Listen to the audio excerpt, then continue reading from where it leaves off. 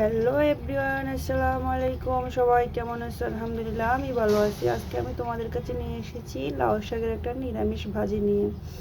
এখানে আমি নিয়ে নিয়েছি কিছু লাউ শাক একটা আমি কেটে পরিষ্কার করে তারপরে ধুয়ে নিয়েছি। এখন এটার মধ্যে আমি দিয়ে দিব কিছু আলু, দিয়ে দিয়েছি মিডিয়াম সাইজের একটা আলু কুচি কুচি করে। আলুটাকে আমি কুচি করার পরে ধুয়ে নিয়েছিলাম। এখন আমি এটাকে এখানে দিয়ে দিয়েছি। এখন আমি এই লাউ শাকটা আর আলুটাকে ভাপানোর মধ্যে বসিয়ে দেব।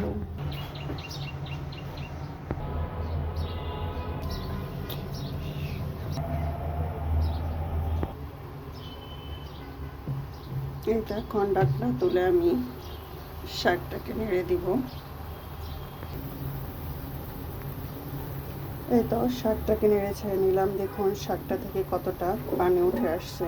এখন শাকটাকে আমি মিডিয়াম হিটে ভালো করে ভাপিয়ে নিব, যাতে ভাপানো অবস্থায় শাকটা ভালো করে সিদ্ধ হয়ে যায় আর এই পানিটাও শুকিয়ে যায়।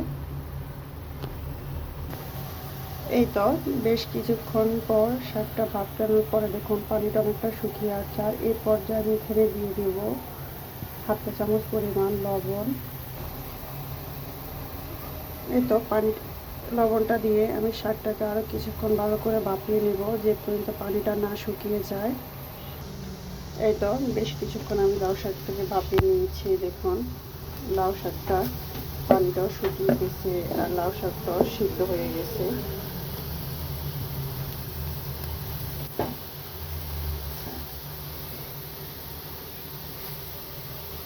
এখন আমি এটাকে তুলে নেব। এই তো শাকটাকে তুলে নিলাম। এখন আমি চুলাতে বসিয়ে দিলাম আরও একটা ফ্রাই প্যানটা গরম হয়ে আসলে আমি দিয়ে দেবো রান্নার তেল।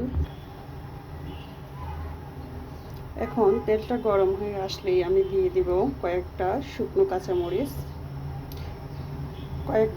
মরিচ।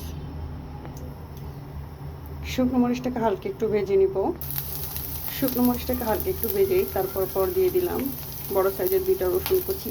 এখন রসুন কুচিটাকে একটু ভেজে নিব। মরিচ আর পেঁয়াজ রসুনটা যখন ব্রাউন কালার হয়ে যাবে তখন আমি দিয়ে দিব ভাপানো লাউ শাক। এখন লাউ শাকটাকে আমি নেড়েছে তেলের মধ্যে ভাজা ভাজা করে নিব।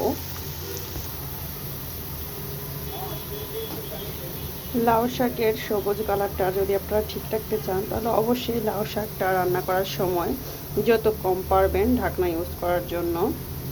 ঢাকনাটা না ইউজ করাই বেটার, এতে লাউ শাকের কালারটা অনেকটা সুন্দর থাকে।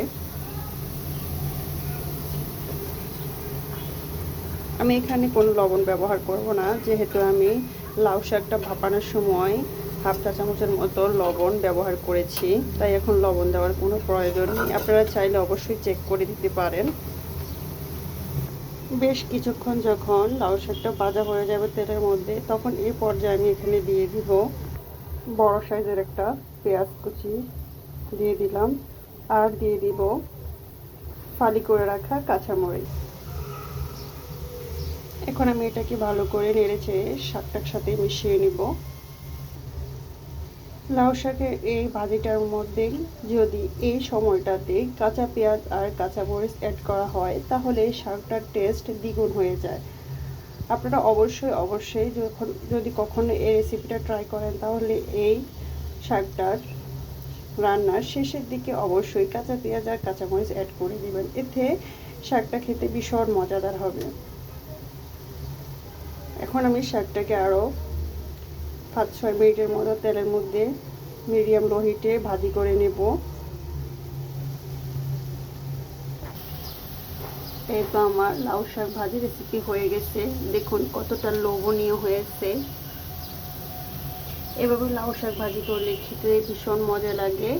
আপনারা অবশ্যই এটা একবার হলেও ট্রাই করবেন। আর আমার আজকের এই লাউ শাকের ভাজি রেসিপি কেমন হয়েছে আপনারা অবশ্যই কমেন্টস করে যাবেন আর একটা লাইক দিয়ে যাবেন। আপনাদের এক একটা লাইক আমাকে আরও একটা ভিডিও বানাতে উৎসাহিত করে। আর আমার ভাই বোনেরা যারা আমার চ্যানেলটাকে সাবস্ক্রাইব করেছে সকলকে ধন্যবাদ। যারা এখনও সাবস্ক্রাইব করে নাই প্লিজ সবাই সাবস্ক্রাইব করে ফলো দিয়ে যাবে। আর এতক্ষণ থেকে আমার ভিডিওটা দেখার জন্য সকলকে ধন্যবাদ। সবাই সুস্থ থাকবে, ভালো থাকবে আর আমার জন্য দোয়া করবে। আল্লাহ হাফেজ।